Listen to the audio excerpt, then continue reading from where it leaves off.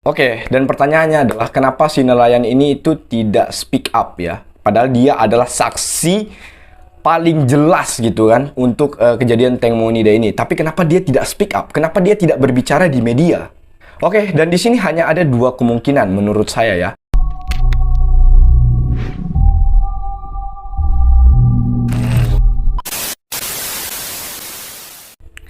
Oke gengs, balik lagi di Rams Mystery. Dan hari ini kita masih akan membahas kembali tentang kasus Tank Monida. Nah gengs, tadi pagi saya baru saja menemukan sebuah rekaman CCTV terbaru dari Tank Monida. Dan ini masih baru banget gengs ya. Tapi sebelum saya membahas ke CCTV terbarunya, di sini saya mau menganalisa kembali tentang CCTV Tank Monida yang kemarin ya, di video kemarin yang dia lagi di kapal gitu gengs ya. Nah gengs, di video yang kemarin saya itu menjelaskannya masih kurang detail. Dan hari ini saya akan lebih detail lagi menjelaskan tentang CCTV yang kemarin, yaitu mulai dari subjek, objek, position, dan juga movementnya ya. Jadi biar kita tahu apa aja yang terjadi di kapal itu gengs. Nah, saya ini bukan ahli dalam bidang digital forensik, tapi di sini saya akan menjelaskan berdasarkan apa yang saya lihat di dalam rekaman CCTV ini. Jadi ini pendapat saya aja, gengs ya. Kalau misalnya kalian punya pendapat lain, kalian boleh tulis pendapat kalian di kolom komentar. Oke, kalau gitu kita langsung aja ke analisa kita yang pertama, yaitu analisa berdasarkan subjek.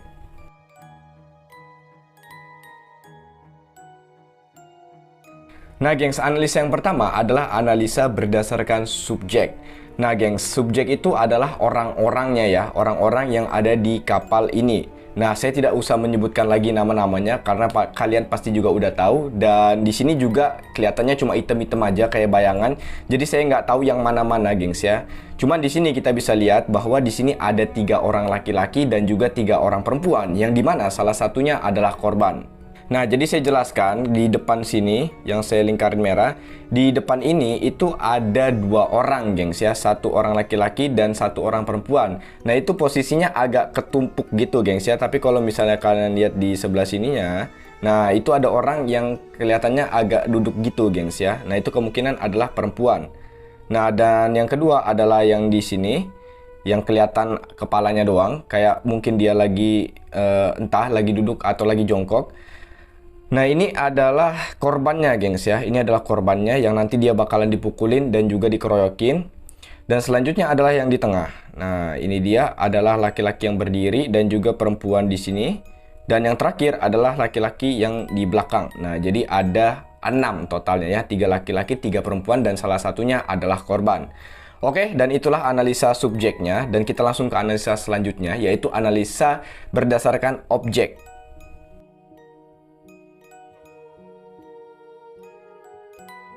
Nah, analisa berdasarkan objek itu adalah analisa tentang benda-benda yang ada di dalam rekaman CCTV ini. Yang pertama dan yang paling jelas pastinya adalah sebuah kapal, gengs ya. Nah, ini adalah sebuah kapal dan kalau dilihat dari bentuk kapalnya itu ada depan, tengah, dan juga belakang. Nah, kalau misalnya kita lihat posisinya ya, kemungkinan di depan ini agak sedikit tinggi, kira-kira di sini. Dan yang di tengah itu sedikit ke bawah, sedikit jeglong ke bawah. Dan yang terakhir adalah yang belakang ya, dia juga agak tinggi, cuman tidak setinggi yang di depan. Nah, jadi kurang lebih seperti ini posisinya, gengs ya. Dan bukan yang paling depan ini, gengs ya, tapi yang ini. Nah, yang saya coret ini. Nah, ini adalah posisi kejadiannya, nanti bakalan di sini, gengs. Oke, kalau gitu. Dan yang selanjutnya, objek selanjutnya adalah botol ya, adalah botol. Nggak tahu itu botol minuman, tapi kemungkinan banyak orang yang bilang bahwa itu adalah botol wine. Dan saya juga berpendapat seperti itu, gengs ya, karena pada faktanya kan ditemukan kandungan alkohol di matanya Tank Monida. Jadi itu udah pasti minuman keras lah, gengs ya. Dan untuk bentuk botolnya itu kenapa botol wine? Karena dia bentuknya agak panjang, gengs ya. Dan di mana botolnya? Oke, nanti kita bakalan lihat di analisa selanjutnya, gengs ya. Nah, selanjutnya adalah analisa position ya, adalah positioning, posisinya.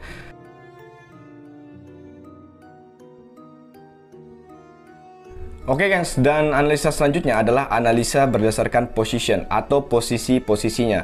Nah, kita bisa lihat bahwa di depan ini tuh ada 3 orang, gengs ya. Di sini ada 3 orang, 1 laki-laki dan juga 2 perempuan, yang dimana salah satunya adalah korban. Nah, yang saya lingkarin ini adalah korban. Dan yang di tengah adalah 1 orang laki-laki dan juga satu orang perempuan. Nah, dalam video ini si perempuan ini tuh terlihat cuma duduk aja diam, kemungkinan lagi nontonin. Kalau misalnya laki-laki yang berdiri di tengah ini, nanti dia juga akan terlibat dalam pengeroyokannya. Dan yang terakhir adalah yang laki-laki ini. Nah, yang laki-laki ini gengs ya, nanti dia juga akan terlihat seperti membuang sesuatu gitu gengs ya ke dalam sungai Chao Phraya ini. Oke, kalau gitu kita langsung ke analisa keempat. Dan yang terakhir adalah analisa berdasarkan movement.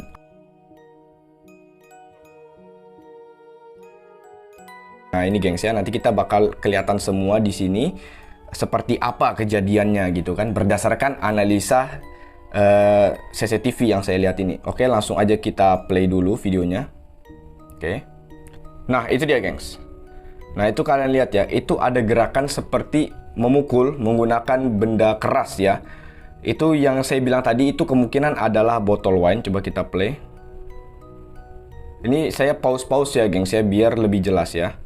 Nah, gengs, di sini kalian bisa lihat ya, di sini tuh ada seperti benda atau botol yang dia gerakannya seperti dipukul gitu, gengs ya, dipukul pakai botol. Kalau misalnya kalian kurang jelas, nanti bakalan saya zoom dan saya slow motion biar kalian lebih jelas lagi ngelihatnya ya. Oke, ini kalian bisa lihat di sini itu ada botol wine gitu, gengs ya, dipukul.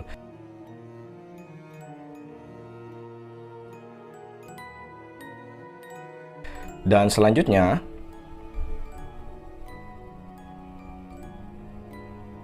oke. Nah, ini gengs, kalau kalian lihat di sini, ini tuh ada seperti tangan, gengs ya. Ada seperti tangan yang entah itu ninju atau nonjok atau ngejedokin kayak ke bawah gini, gengs ya. Karena kalau kita lihat di sini, yang di bawah ini, kalau kalian lihat yang ini, itu korban, gengs ya. Itu adalah korbannya yang kemungkinan si tank Monidanya. Dan di sininya, kalau kalian bisa lihat lebih detail, nah itu ada seperti tangan yang bergerak begini, gengs. Nah, seperti nonjok ke bawah begini. Atau mungkin itu ngedorong gini. Pokoknya tangan gitulah, gengs ya. Itu kelihatan seperti pergerakan tangan. Ini kita ulang sebentar videonya. Kalian perhatikan baik-baik. Nah, itu dia, gengs. Dia cuma sebentar doang ya, karena cepat banget gerakannya. Kalian lihat? Oke, kalau misalnya kalian nggak kelihatan seperti biasa, nanti bakal saya zoom dan slow motion.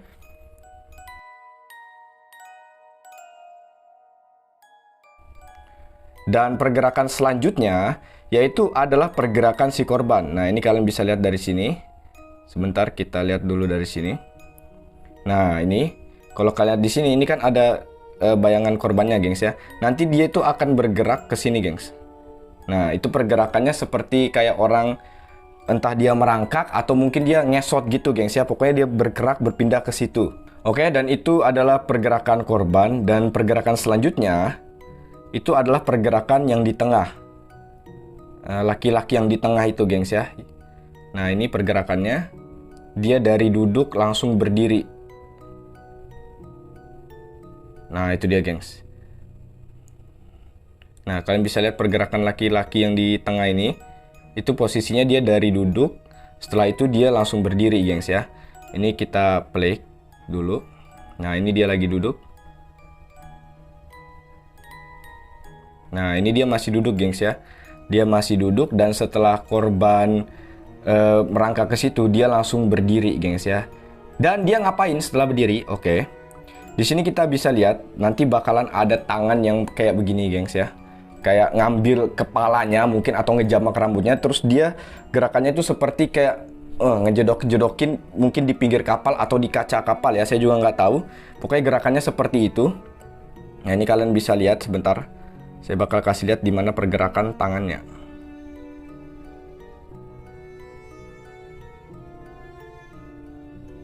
Oke. Nah, itu dia, gengs. Kalau kalian lihat itu ada tangan yang seperti gini, terus gini, gengs ya. Kalian perhatikan di sini. Nah, di sini. Nah, itu kalian perhatikan di celah-celah antara orang dan juga si korban. Itu ada seperti tangan yang kayak gini, gengs ya.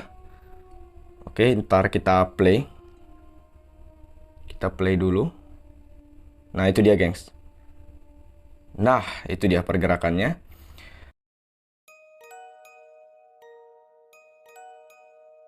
Dan selanjutnya adalah pergerakan orang yang di belakang ya, yang di sini.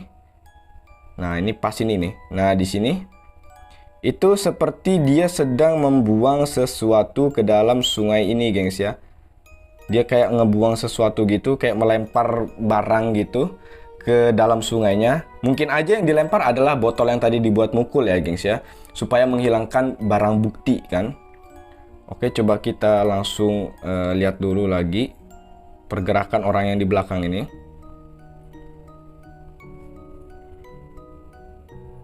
Oke. Nah, itu dia, gengs. Nah, kalian bisa lihat tangannya ya, dia seperti ngelempar sesuatu ke dalam sungainya. Nah, yang terakhir ini yang membuat saya paling shock ya, gengs ya, yaitu pergerakan perempuan yang di tengah, yang tadi saya bilang dia cuma duduk nontonin aja. Ini pergerakannya sebenarnya dia nggak ngapa-ngapain, tapi kalian bisa lihat di sini. Nah, ini yang di tengah ini, perempuan yang di tengah, itu bergeraknya itu, gengs ya, seperti orang yang kayak gini, gengs. Nah, benerin rambut ke belakang gitu kan, kayak perempuan biasanya benerin rambutnya ke belakang. Nah, ini adalah gerakan orang yang lagi nyantai ya, seperti tidak terjadi apa-apa, atau mungkin dia sudah tahu bahwa hal ini akan terjadi. Nah, kalau misalnya dia tahu bahwa temennya atau sahabatnya yang katanya begitu, itu kan dipukulin, gengs ya, dikeroyokin, harusnya dia tuh agak kaget gitu kan, entah begini atau mungkin dia begini. Tapi ini gerakannya berbeda, dia malah begini. Nah, kayak nyantai aja gitu, gengs ya. Ini gila sih, gengs ya. Ini kayak psikopat gitu, gengs ya. Kok bisa dia ada orang yang dikeroyok, yang katanya di situ ada sahabatnya juga, dan dia nyantai aja gitu, gengs ya. Kayak tidak terjadi apa-apa. Oke, ini kalian bisa lihat di sini. Kalian perhatikan baik-baik gerakan si perempuan itu. Si perempuan yang di tengah, entah itu siapa. Oke, nah itu gerakannya seperti itu. Tuh kalian lihat, gengs ya. Dia kayak nyantuy aja gitu, gengs. Benerin rambut ya. Bener-bener sih, ini bener-bener yang walaupun dia tidak memukul, tapi ini gila, gengs ya, dia bisa melihat sahabatnya dipukulin gitu kan. Karena katanya kan di sini ada dua aja gitu kan, perempuannya, si Sen sama si Getik ya. Dan katanya kan mereka sahabatan gitu, gengs ya. Tapi kok bisa ya? Kok bisa dia itu nyantai gitu, gengs ya? Saya juga nggak tahu tuh, nggak paham tuh. Nah, gengs, itulah analisa saya berdasarkan subjek, objek, position, dan juga movementnya ya. Kalian bisa lihat sendiri bahwa di sini itu benar-benar terjadi pemukulan dan juga pengeroyokan kan. Yang pertama adalah yang pakai botol, kedua adalah perempuan yang kemungkinan dia ninju ke bawah begini atau ngejedotin, dan yang terakhir adalah laki-laki yang tadi saya bilang yang dia posisinya begini, gengs ya, yang kayak ngejedokin si korbannya ke pinggir kapal gitu kan, gengs ya. Nah, ini benar-benar terjadi pengeroyokan. Kalau saya pribadi, saya percaya bahwa ini itu fix sudah direncanakan ya. Ini pengeroyokan ini itu memang sudah direncanakan. Dan gimana menurut kalian? Apakah benar ini sudah direncanakan? Atau mungkin kalian punya pendapat lain? Kalian boleh tulis pendapat kalian di kolom komentar, gengs ya. Nah, itulah analisa saya, gengs ya. Tapi di sini saya ingatkan kembali bahwa saya bukanlah ahli dalam digital forensik. Saya hanya menganalisa menurut pendapat saya sendiri dan berdasarkan apa yang saya lihat di dalam video CCTV ini. Oke, kalau gitu kita langsung aja ke yang terakhir ya, yaitu adalah CCTV video Teng Monida yang terbaru.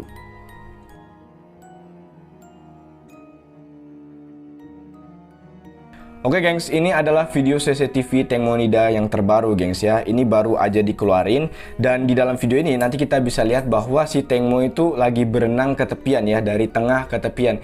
Nah, di sini, gengs ya, di sini saya bener-bener gila banget sih, gengs ya. Jadi ternyata si Teng Mo itu kan dibuang di tengah ya, agak jauh dari jembatan, dan mayatnya itu ditemukan di dekat jembatan. Jadi bisa dibilang si Teng Mo ini beneran berenang dan dia berusaha bener-bener bertahan hidup gitu, gengs ya. Ini wah, benar-benar gila sih, gengs ya. Dia benar-benar berusaha gitu, gengs ya. Nah, gengs, di sini juga nanti kalian bisa lihat bahwa ada nelayan yang lagi lewat. Nah, dan dia sempat stop sebentar di dekat Teng Mo. Abis gitu, wah, gila sih, gengs. Saya nggak nyangka gitu, gengs. Oke, kalau gitu kita langsung aja play videonya.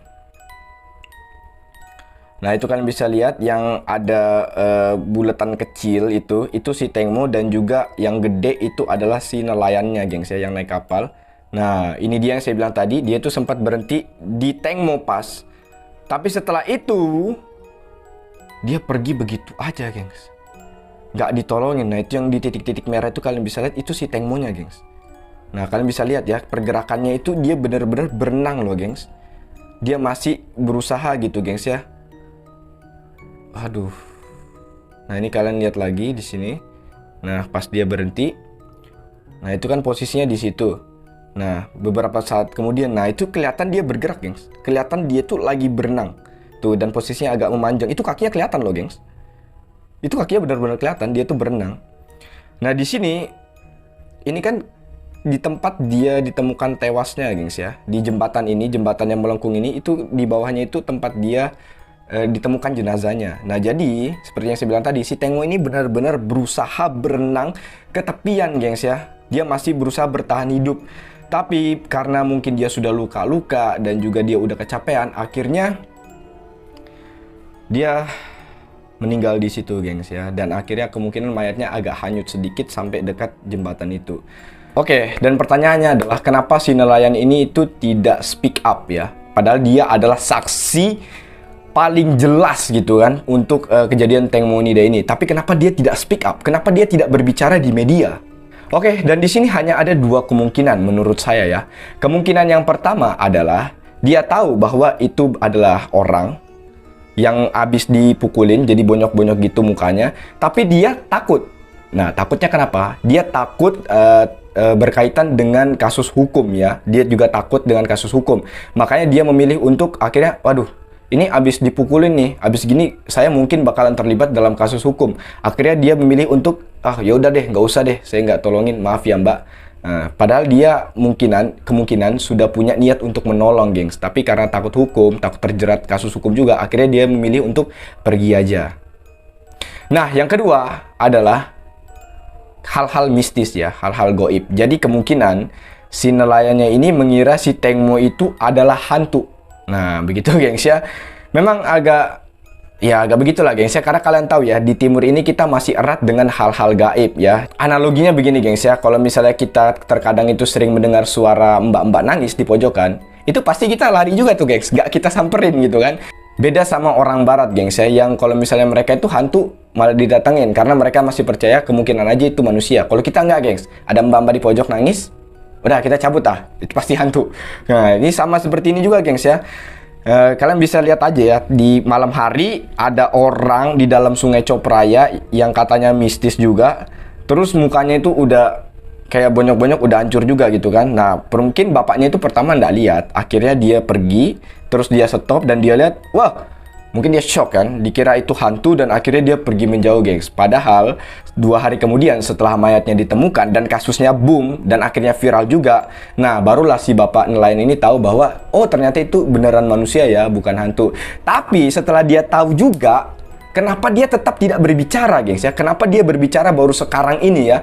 Tadi pagi tuh saya lihat dia itu memang diundang untuk kesaksiannya, tapi dia bilang bahwa itu adalah kayu, bukan manusia. Nah, harusnya dia udah tahu bahwa itu manusia, karena ini jelas banget, gengs, ini nggak mungkin kayu. Tapi kenapa sih bapak tetap diam gitu, gengs ya? Nah, ini kemungkinan, kalian tahu lah, gengs ya, di dunia ini, sebagian besar itu bisa dibeli pakai duit. Termasuk kejujuran, itu juga bisa dibeli pakai duit. Ya, jadi menurut saya, bisa jadi memang ada orang besar atau orang yang berpengaruh di balik kasus ini, sehingga dia bisa mendanai atau membayar orang gitu, gengs ya. Dan kemungkinan si bapak nelayan ini juga takut gitu kan, karena awalnya kan dibilang di berita awalnya itu kemungkinannya ada orang yang berpengaruh yang berkaitan di dalam kasus Tengmo Nida ini. Gimana menurut kalian, gengs? Apakah kalian punya pendapat lain? Kalau saya sampai sekarang masih percaya bahwa semua kejadian yang ada di dalam CCTV ini itu fix direncanakan dan juga pasti ada orang yang berpengaruh di belakangnya, karena katanya kan ada yang menerima uang sampai 13M, 14M gitu kan ya. Kalau nggak orang yang berpengaruh, orang yang kaya banget, siapa yang bisa ngasih uang begitu kan, segitu banyaknya. Oke, gengs, dan itulah analisa dan juga video CCTV Tengmo Nida terbaru ya. Oke, gengs, kalau gitu segini aja untuk hari ini. Buat kalian yang belum subscribe dulu, nyalakan lonceng biar nggak ketinggalan video selanjutnya. Dan buat kalian yang suka dengan video ini, kasih like dulu dan jangan lupa jawab komen dan share. Dan semoga saja video ini bisa menambah informasi kalian. Oke, gengs, kalau gitu akhir kata dari saya. See you on the next episode.